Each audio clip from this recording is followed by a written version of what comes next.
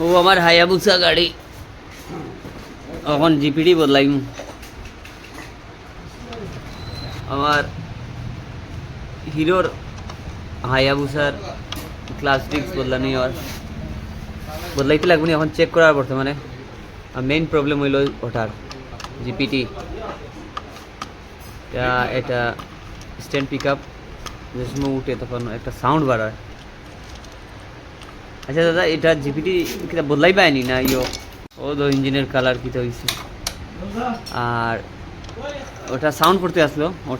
ওটা sound pick up দেওয়ার সময় বা ইয়ের সময় ও জিনিসটায় সাউন্ড করে তে ওখন ওটারে বদলাইতাম না আমরা